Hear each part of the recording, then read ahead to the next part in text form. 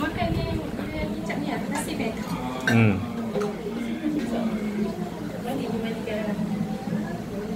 Rasa ni, dah macam okey dah. Okey dah. Cik Nah tengah cakap. Cik Nah. Cik Nah tengok Cik Nah. Baju sama, hari sama. Ha, awak kata tadi. Baju dalam TV. Dan ni dia ambil lasak. Lasak kan? Bukan lasak pula.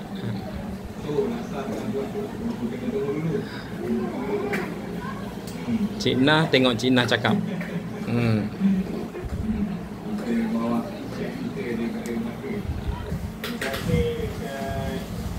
Pak Su.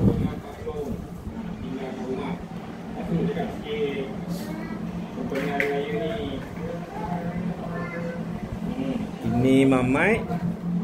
Ini Mamat. Mamat dalam TV, Mamat luar TV.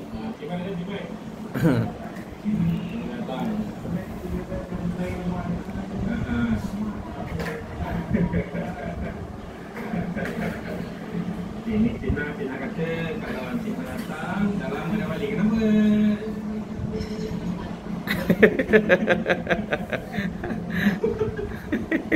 Aduh, Cina stres lah.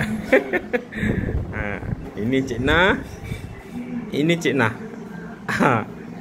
Cik Nah cakap. Cik Nah tengok.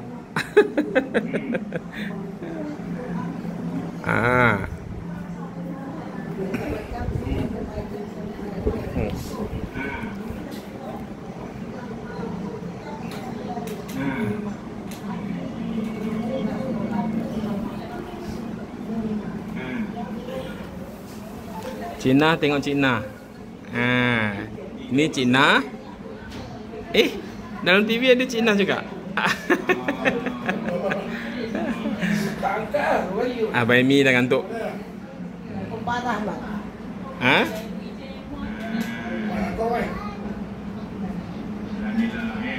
Tak sempat tunggu laksa ke Cik Nah? Tengah masak tu. Tunggulah. Ada orang datang ke hari ni makan rasa. InsyaAllah kalau kau ada long datang ke.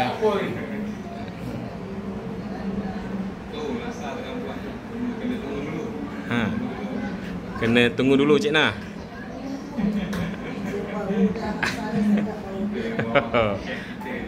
Cik Nah kata dah sedap dah ni, dah bau dah ni. Cik Nah tak nak pergi tengok kat dapur ke?